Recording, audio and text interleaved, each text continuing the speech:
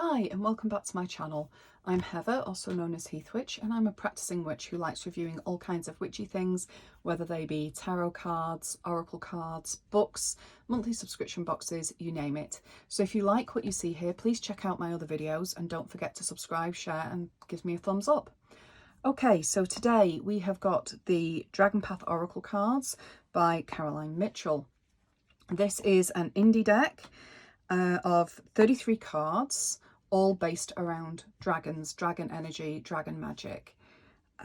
As anyone who knows me will tell you, I'm a bit of a sucker for all things dragon. I've already got quite a few tarot and oracle decks based around dragons, so I'm excited to get my hands on this at last because I have been watching it for a while. So let's take a look. So this is a two-part rigid box. And the only thing I've done with this is I've removed any extraneous plastic, so I haven't actually had a look at the cards themselves. So we've got a two-part rigid box. Oops.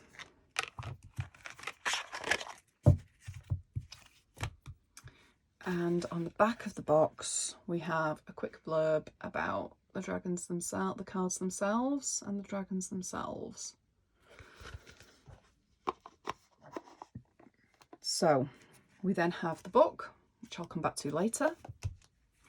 And Caroline Mitchell is the lady, she's known as the Dragon Lady, though I know a lot of people claim to have that name, so your mileage may vary. Caroline Mitchell, she is a UK spiritual teacher, I suppose, with an affinity for dragon energies, and she is the mind and the channeler behind these cards. And the illustrator is a person called Tiras Verey. I'm sorry if I'm pronouncing that incorrectly. I like the fact that we've got the illustrator on the book, but I would have really liked the illustrator's credit on the box as well. That would have been a nice touch. Anyway, let's dive into these cards. So card number one is Balance. And as you can see, we've got this rather regal looking dragon with the yin yang symbol of masculine, feminine energies, passive, active, all of that stuff at the top. And we've got, this is really interesting, we've got some shadowy energies coming off the wings on this side and some lighter fiery energies coming off the wings on this side. So we've got balance represented here. And if we look at the spread of the wings as well, we can actually see how this dragon is holding his wings in balance, her wings in balance, their wings in balance. I love this crown effect here. This is lovely. And we've also got some flowers down here at the bottom. We've got what looks like green and blue down here. So this could be earth and water. This could be fire and air almost. So we could have earth, air, fire and water going on with this card, which again is all the elements in balance, the spirit being held by the dragon itself. So lovely. And on the back we have this gorgeous draconic star cosmic design on the back there, which is quite lovely. It's not reversible, so you will be able to tell which way around your cards are, but I don't know if this deck reads reversals, so we can check that with the book at the end. But that's the first card. Okay, next up we have Crystal. And this is a rather gorgeous card. And we have this beautiful crystalline dragon here, stepping out across, I'm not sure if this is like a cosmic star field or ice or something else, but if you look down here in this bottom, we actually have some figures here. Turn the card upside down for a minute so we can get a closer look. Actually have what looks to be two women here, and I think one of them's holding a caduceus. I'm not sure what that could mean. the artwork is amazing, absolutely amazing for these dragons. I'm not quite sure what this bottom corner means. It's interesting how the dragon is looking down at these figures.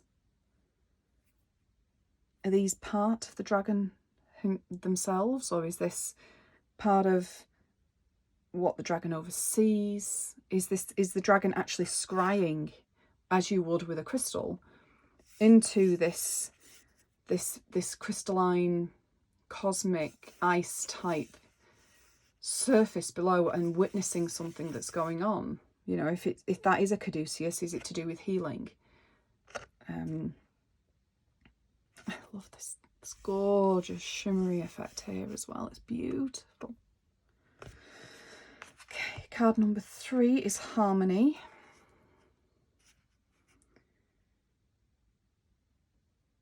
I'm not sure about this card, personally speaking. It doesn't really speak of harmony to me. It's a bit, for me, it's a bit in your face. It's a bit bold for Harmony. But, you know, each to their own. I might be off put because it's a bit more pink, and pink and I generally as a colour we don't really get on. So we've got this hairy, fuzzy dragon. You know, for some reason we've got furry dragon going on here. It's not spikes, it's definitely fur. I'm not quite sure what that's about. But we do have this love heart effect here. Maybe it's just to, maybe the fuzziness is just to kind of soften the edges of dragons, maybe, because dragons can be a little bit prickly and dragon energy can be quite strong. So it could be that. I'm not sure. Transformation is the next one, and this is a butterfly dragon from the looks of things, and I want to say it's a red admiral, but my knowledge of butterflies isn't what it used to be, so I could be wrong. But we've got this beautiful dragon with these butterfly wings leaping against this beautiful green background, and it's almost a glow. They've got this glow around it. So yeah, and I love the autumnal colours of this dragon. And I get the sense of, you know, you have to, in line with autumn, you have to let go of things in order to transform. So, you know, and obviously we've got the butterfly who transforms from a caterpillar via the chrysalis function. Absolutely beautiful. I love the colours in this card, so lovely. And then you have card number 5, which is Father Time. Father Time.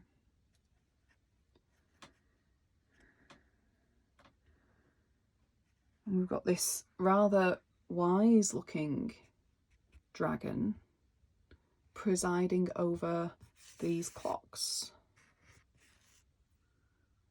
that have got, we've got time on there, we've got zodiac symbols back here.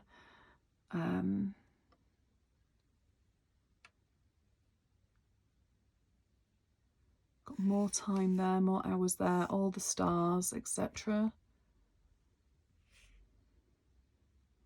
This rather majestic blue coming in and gold. Absolutely beautiful. Absolutely beautiful. Card number 6 is Confidence. We've got this gorgeous golden dragon here on this rock face. I have a thing for golden dragons, and this one does not disappoint. This is beautiful, and this, so far, this seems to all be the very westernized view of dragons, which is you've got 4 legs and then separate wings here, as opposed to Eastern dragons or wyverns, which have 2 legs and 2 wings, and then the wings also function as kind of like their 4 legs, and that's the dragon, quote unquote, that you see in things like Game of Thrones. I will maintain to my dying day that the Game of Thrones dragons, as depicted in the TV series, are not actually dragons, they're wyverns. That's possibly a rant for another day. However, it's really nice to see true what I would call a true Western dragon in these card depictions. This one reminds me a little bit of the artwork of Todd Lockwood, who is famous for doing things like the D&D Dragons book or quite a lot of fantasy book covers, as well as his own artwork, of course. Beautiful card. I would be really happy to get this as a daily draw or in a spread any day of the week. Even when my confidence is completely shattered, I would be really happy to see this guy show up. Magic and manifestation. So 2 dragons on this one. We have this purple one here who is holding a pentacle down here. And we have this greeny yellow dragon here who is standing on sacred symbols over here, which would make me think that this is the dragon of magic and this is the dragon of manifestation. And it's interesting how these two often work together. Sometimes they can work separately, you know, that you can just take one or the other. A lot of the times you need both. And sometimes they do work apart, you know, they will work, they don't work in conflict with each other. You know, you might be working some kind of magic or asking for something, trying to manifest something that is not appropriate for you at this time, or doesn't really seem to have an effect on the universe at this moment in time. So it's really interesting how these two are staring at each other. Is this a standoff, or is this like a mutual coming together collaboration of things? So that's interesting because we've got that question here. This one's much more scaly, this one's much more furry, like we saw in the Harmony card. But I do like them very much, and I love how the wings, we've got echoes of the solar system in their wings. Beautiful. Peace is the next one. And I really do get a peaceful vibe from this card. This is lovely. This is a dragon just resting. The sweep of its wings coming down quite nicely. We've got some flowers there in what looks to be some kind of pool. We've got the moon rising in the background. Could also be a sun, I suppose, because, you know, I'm assuming that these cards might be representative of our own world, but might not be, you know. So I would take that to be the moon. Could be the sun coming up, I don't know. Just because of the glow of it. I would say it's the moon though. And this dragon is really, really peaceful. Again, slightly hairy. Not something I'm familiar with dragons, but hey, my word is not, you know, gospel. So these are just my interpretations. But this is a very soothing card. The colours all work nicely together. Very harmonious, very peaceful. I like this one a lot. This one is Spirit.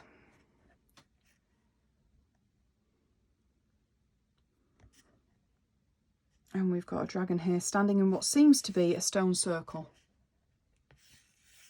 And in a way, this stone circle reminds me of the stone circle from Outlander, but I'm aware that there are a lot of stone circles that are all very different, and it could be a stone circle that is completely fictional or has just been channeled from the knowledge of the dragons that Caroline Mitchell has. Equally, it could just purely be an artist's aesthetic choice from Tiras, I'm not sure. But this is a beautiful card. I like how the dragon is almost see-through. You know, we can still see the stone itself through these wings here. You know, it's not, so it's slightly non-corporeal. We get this sense that this dragon is neither of this world nor of the next world. It's truly in spirit. It's of all worlds. It's in that liminal space. Absolutely beautiful. And we've got these beautiful shimmers and suggestions of spirits here. Very, very pretty. Very, very pretty. Yeah. Now this one is Courage, and again it's another golden dragon. And we've got Courage and Confidence are both golden dragons, and sometimes you need both to be able to do the thing that you're trying to do. Sometimes you need the confidence to get started, the confidence for the ideas, etc. But then you need the courage to see it through. This would make a fantastic duo to the confidence card, I feel. Again, as I said, it's a golden dragon. This one, it looks a bit more battle ready, shall we say. Like he's ready to go into battle. He's ready to fight for what needs to be done here, to have the courage to see things through. Look at that face. Isn't that gorgeous? And these big ginormous claws here that almost look like they're armoured. Fantastic. I love this card so much. Oh, beautiful card. 11 is freedom. And I would equate freedom with the colour blue, like the sky. So we've got this lovely blue lilac-y white dragon here. Absolutely gorgeous. Again, flowers down here. We're seeing a lot of flowers in these cards, which is interesting. But they all seem to be just a... they're not really an identifiable flower to me, at least. But we've got this dragon flying through here, almost like the sun's coming in here. So is this dragon just like soaring her way through a forest glade or something? Just really like you get this concept of movement, of speed, of agility, of pure bliss at movement and freedom. What a beautiful card. I love the artwork in these. Absolutely gorgeous. Absolutely gorgeous. I've not come across this artist before. So this is a real delight. So 12, Emergence. We've got this beautiful autumnal red, maroon, burgundy dragon coming out, hatching from this egg, and we can see in the egg this solar cosmic consciousness going on down here in the egg, and this beautiful almost watery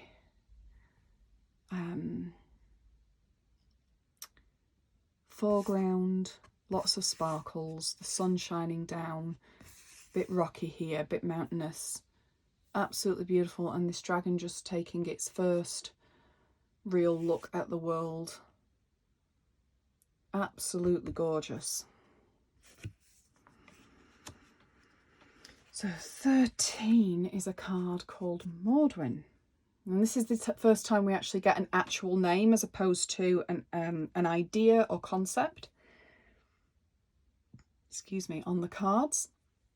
And here we have a Kabbalistic tree of life. And Maudwin is almost holding that up. Absolutely beautiful purpley dragon here on a rocky grassy outcrop. And the expression on its face is almost contemplative. Almost contemplative. I wonder what that's about. I'm unfamiliar with the name Maudwin.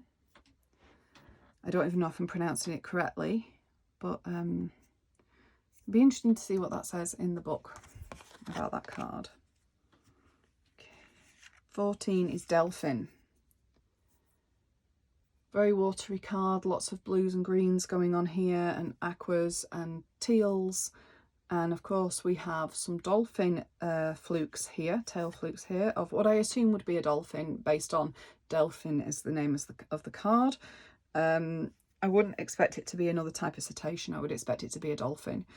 And we have this beautiful card here, this beautiful dragon with these giant claws and looking out over the sea. Very scaly. Very, very scaly, more fish-like scales. And we have got some fins here. So you rather get the idea that this dragon in particular could very well exist on both land and in the ocean, as well as, of course, taking to the air, because it is a dragon. It's got wings. It probably flies. I'm making assumptions there. It might not, but I think it probably does. Beautiful card. Gaia. And this is the first card with a person on it. This is unexpected. Wasn't well, there was the hint of people, wasn't there, in the crystal card, but this is the first card where we've actually got an actual person front and center. And then we have got this beautiful dragon here overlooking planet Earth, and I really do get the sense that the dragon is Gaia, or a representation of Gaia at this moment in time. This lady could also be a representation of Gaia, I don't know. Or it could be a collaboration between Gaia and humanity. I'm not entirely sure. Beautiful green dragon though, absolutely gorgeous. And this iridescent feathery effect and iridescent sparkles going on. Very gorgeous. Very, very gorgeous. Okay, next up is a Luminaire. And we have an angelic figure at the top here with lots of wings going on, bringing us to this golden dragon beneath, standing between two pillars, which could be the gateway to cosmic consciousness, the cosmos, a planet, another realm, another plane of existence. It could be elemental pillars, it could be magical pillars. Who knows? Who knows? And we've got the sun at the top here coming down, and it's almost like, you know, universal consciousness is coming down into the draconic energy here. I don't really do angels, so I'm a little disappointed that we do have an angel on the card, but that is personal preference. That's just purely because I do not work with angels in my practice, and that's just how I am. Everyone's practice is different, and that is completely fine. But yeah, I would have just preferred to see just dragons, no humanoid forms, really, but there we go. Then we have a card for the Divine Feminine. We have this dragon here standing atop of some standing stones.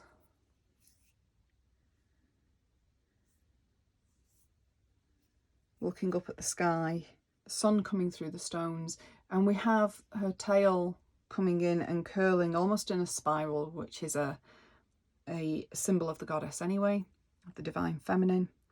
Again, this lovely iridescent pearl-like effect on the wings.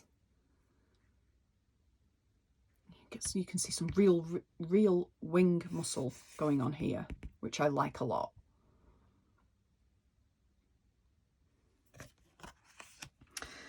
Next up is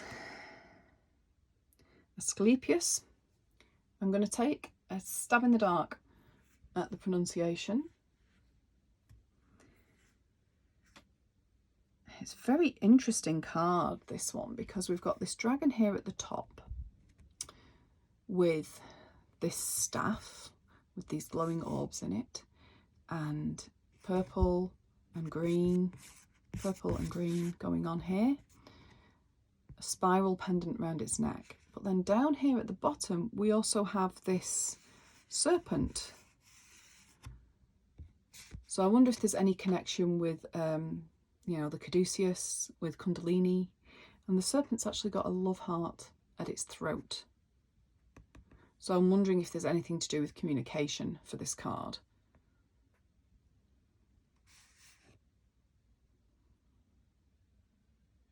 But I really like it, and I love the, I don't know if you can see the symbols here going down forehead of the dragon.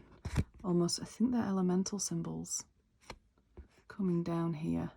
And again, we've got sparkles going on. So then we have Serene as a card with a very angelic type softness to this here. The colours are all very representative of heaven, of clouds. And we have this beautiful dragon looking very calm, very serene, with this lady here. And she's almost giving me Mary, Mother of God energy coming off this. I don't know if that's accurate. And she's stepping into some water.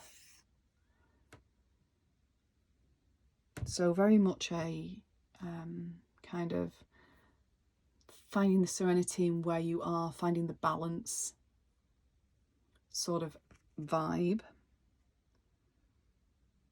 Beautiful though, absolutely beautiful cards. Okay, next up is the Philosopher. And this is Dragon After My Own Heart. It's reading a book. So we've got this beautiful dragon reading, some candles in the foreground, and could be Saturn, could not be Saturn, don't know. In the background here, peeking in at his cave as he consults this tome. He, she, they consult this tome. Never sure of a dragon's pronouns, and some dragons actually do change gender and are of no gender at all, and so on, so the energies can be quite interesting. Beautiful dragon though, this beautiful wings just arching up and round, this look of knowledge on his face, the scales, the slight glint of light there off the candles. Beautiful card. Oh, okay, here's a figure from English myth and Celtic myth. Merlin as a dragon with the cauldron of inspiration and knowledge here bubbling away. He's giving it a stir. That is quite a wizened, old looking dragon, carrying the wisdom in his face, on his features, in his very bones. I love the swirl of magic coming out of the cauldron itself. The way that he's guarding it as well as guiding the magic within it. Beautiful. Next up we have a card called Singold, which I've not come across this name before, this word before. And this rather unique looking dragon with some ram's horns coming down.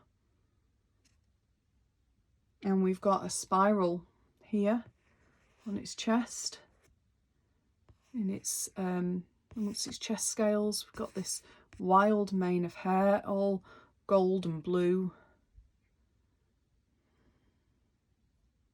and this plating, this armoured jewellery plating down its forehead again, and these swirling mists and mountaintops peaks behind it. So an air dragon perhaps of some form. Another name I am not very familiar with here is Actramis, I would guess. And this dragon's holding a glowing orb in one clawed paw. And this is kind of like a greeny, goldy, iridescent opal like colour scheme going on with this dragon. And we have the cosmos here. Suggestions of a love heart here. Absolutely beautiful. Luna, dragon of the moon, I would guess. Beautiful full moon here. Gorgeous, silvery, iridescent. Keep using that word, but it's very true of these cards. silvery dragon here, looking into water, into this pool.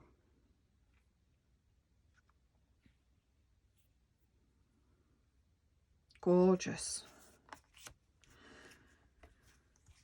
And then we have Avery Matriarch. Okay, so I did mention that I got this from the hen shop in Avery. So it's quite interesting that this is a card in the deck. But we have the standing stones at Avebury in England here. If for people that don't know, Avebury is a little village where most of the village is inside the stone circle. And it attracts a lot of visitors every year. It's quite close to Stonehenge and Glastonbury and places like that. And it's a beautiful place to visit. I've only visited it once, and that was 20 odd years ago now. So at some point I will go again. But we have this powerful looking matriarchal golden brown stone-like dragon here. And look how her scales shimmer in the sunlight, and the expression on her face. This is a very much a protective matriarchal dragon, obviously, but you can tell in her stance that she's like there to protect and guard, but also in a very nurturing sort of way. So that's a lovely card. I'd love to know what some of the meanings are behind these, because some of them I could take a stab at, and others I'm like, I have no clue. So it will be interesting to see what the book says for a lot of these. Okay, so next up is Destiny. We have a close-up here of a dragon with a flaming orb behind it. It could be a mirror. It could be a planet. I have no idea. But we have this purpley, golden, maroon, burgundy, shimmering lots of different colours here in its throat plates, etc. Purple eye. Beautiful. Then we have the Healer. It's a gorgeous green dragon wrapped around a tree, climbing a tree. We have the echo of some kind of forest glade with a river in the background. More trees.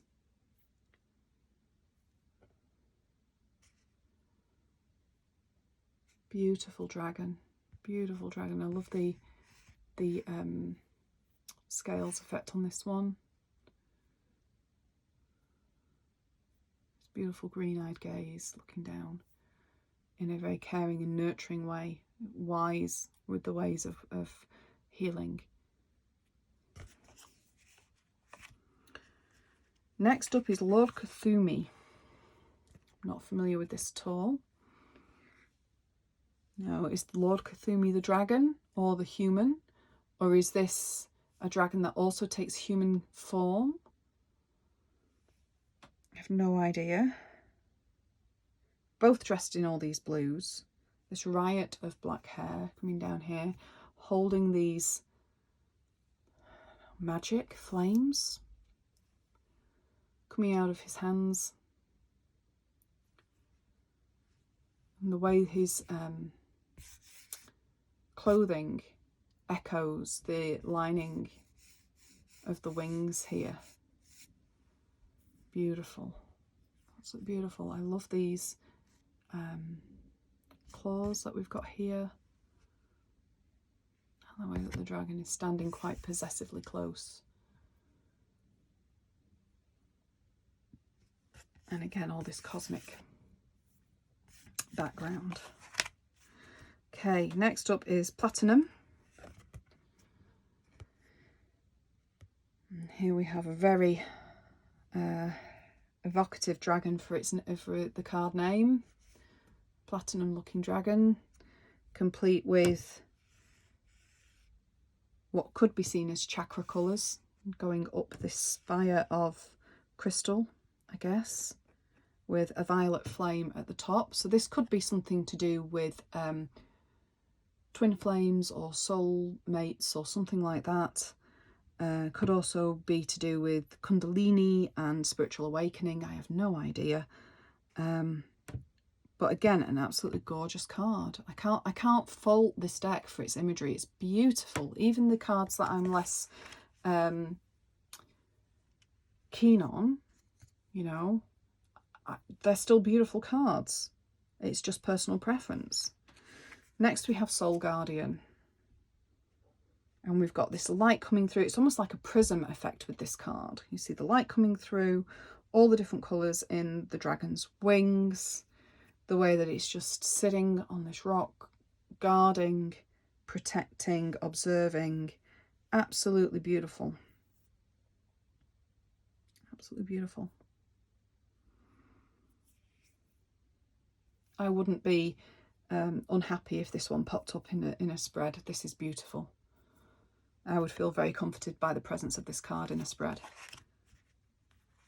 Then we have Oberon. Now look at this. Oh my gosh, this is gorgeous. Oh, sorry, Oberon. There's me thinking Shakespeare, Oberon, King of the Fairies. Instead, we actually have Oberon because I cannot read properly. And this is a beaut. I find this card absolutely stunning. We've got lightning. We've got this black-red dragon here with some kind of ribbon or energy in its claws. We've got this sun, blood moon, maybe a blood moon, possibly, behind it. It's possibly not the most positive card in the deck, possibly, judging from the colours and stuff. It could be quite a nightmarish card, but I really, really like it. Of course, it could also be quite a positive card, I don't know, but I'm just going off, you know, stereotypical colour theory with my commentary there. But I really, really like it. It reminds me a little bit of the Tower card in Tarot.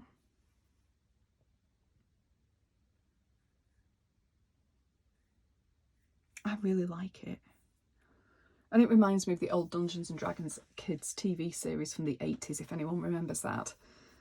Reminds me of that as well. I really like this dragon, you know, it's beautiful. The wings are a bit more spikier, it's a bit more bat-like, it's a bit more true dragon-like, I would say, in that representation with its wings and stuff.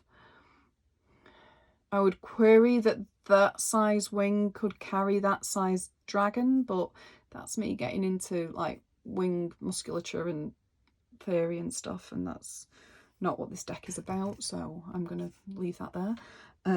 But that's beautiful. I really like that one. Grace. Penultimate card. We have this rather regal, rather beautiful blue lilac dragon sitting on a tree branch amongst some plants, some foliage here. I like how all the dragons are different. I like how, you know, they echo each other in the sense that, you know, you've got similarities in wing structure or in their horns or in their body shapes or whatever, but they're all subtly different. They've all got different horns, claws, whatever. You know, some are more pronounced, some are armoured, some are more graceful, some are stockier, sturdier, and some are more lithe and thin and graceful, and this is beautiful. This is another beautiful card. And then finally, oh, we have Herne, as in Herne the Hunter, as in Herne the god of the forest, Lord of the Wildwood, master of the wild hunt, depending on which myths and stuff you ascribe to. In this beautiful forest setting. And we've got some berries down here, some ivy up here. This rather regal crown here, antlered crown going on. And he is almost like, he is part of the forest himself. He could quite easily get lost, camouflaged between the trees and such. And I wonder if the choice of plants and stuff down here is evocative of the darker side of the year with the holly and the ivy and all of that. I don't know. He's rather stunning though. Look at that expression. That face. Amazing.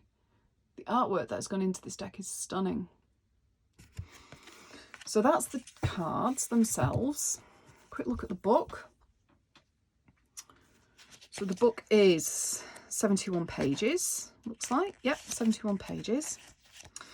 And we have thank yous and acknowledgements, the contents page with where all the dragons are in the book. That's always really helpful because books that do not contain a contents or an index page and the cards are not numbered, or yeah, some books do not include that sort of information, and it can be a case of backwardsing and forwardsing all the time, so I'm really grateful for that.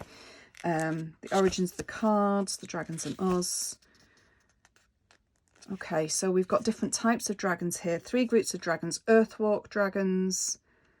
Think of an old war horse, big of bone and kind of eye. That's very much about us and our life on Earth. The Grandmasters, who are dragons who can shapeshift, so they can appear in either human or dragon form. So I'm wondering if that's like that Lord Cthumi, was it? And also Gaia, I'm wondering if that's another one. And then the Galactic Guardians, which are dragons not of this world. They work out in the galaxies of the universe, along with Lord Cthumi and Commander Ashtar, whoever though, yeah. I'm less familiar with those names. They could be Ascended Masters that I'm just not familiar with, I don't know. How to use the cards, and a typical 3-card spread there. And then we're straight into the card meanings. And it looks like we have, yeah, we have 1 page per card. Well, it's a 2-page spread, but it's 1 page of description per card and then a black and white photo.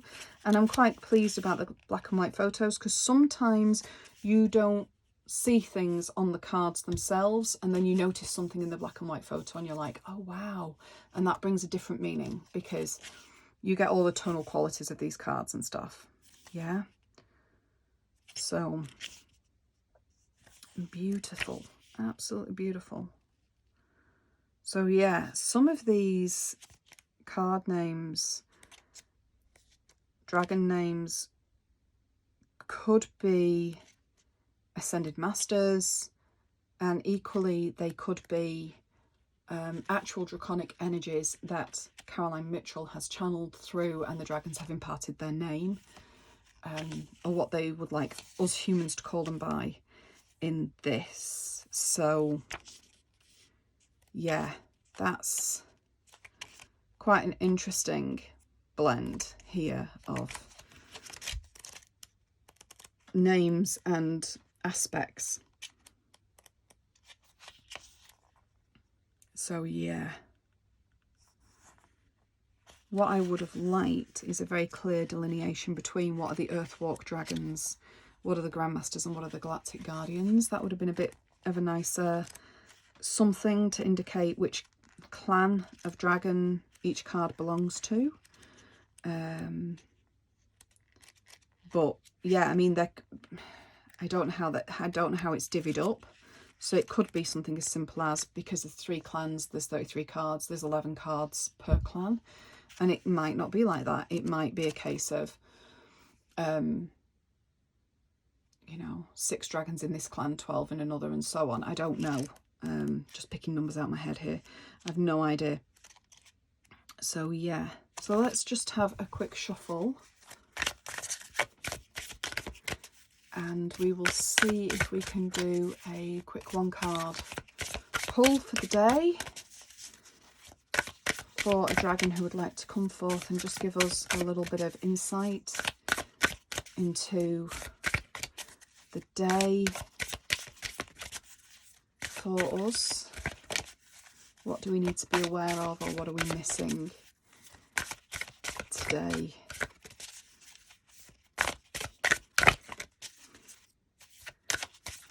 And this could be, you know, relevant to the day I'm videoing, or it could be relevant to the day that you're watching this. So I would take its message as being appropriate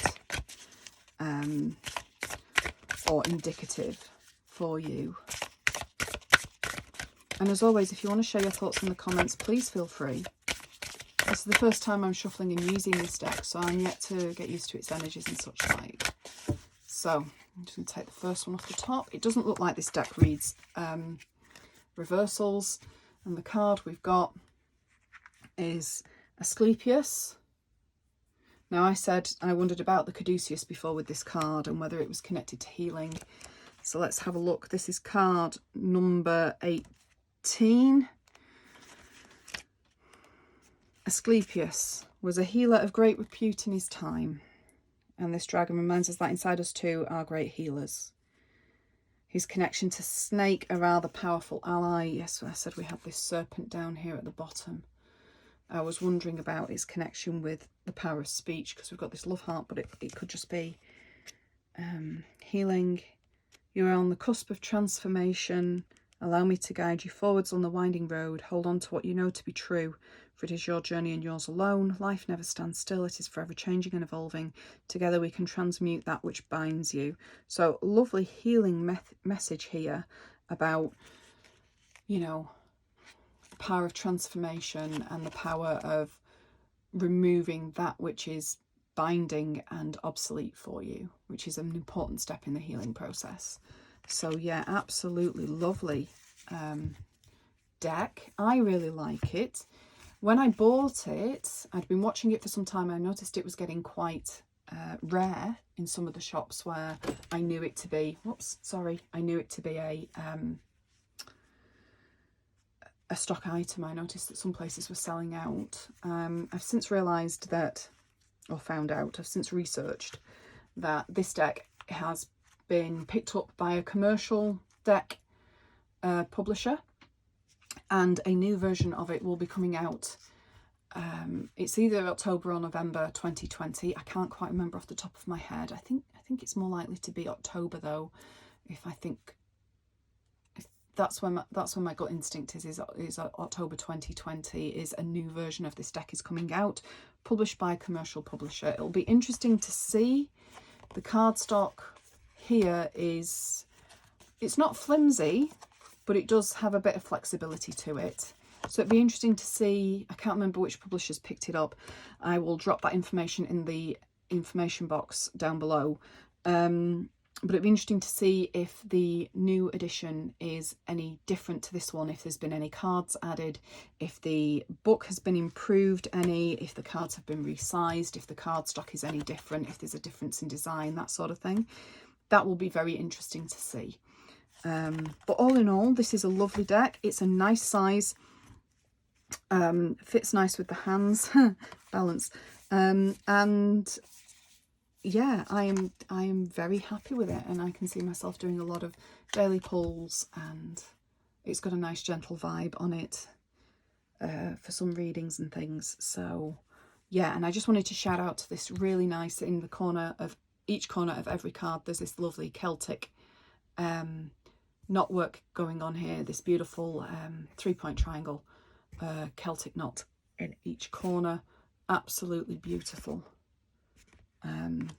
Fantastic. Thank you, Caroline Mitchell, for bringing these cards to us, and to Tiras Verey for creating such beautiful artwork for each of these dragons. I really appreciate all the work that has gone into creating this deck, and I look forward to investigating the second edition. As always, thank you very much for watching my video. Please feel free to like, subscribe, share, leave me a comment. Get in touch if you like. I do have other unboxing videos on my channel of both tarot and oracle decks, of witch casket subscription boxes, and a few other things. And feel free to follow me all over the web. I am on Instagram, I'm on Twitter, I'm on Facebook, I'm on TikTok. I spend a lot of my time on TikTok at the moment. And obviously I am here as well. So thank you very much, and I hope you have a very blessed day.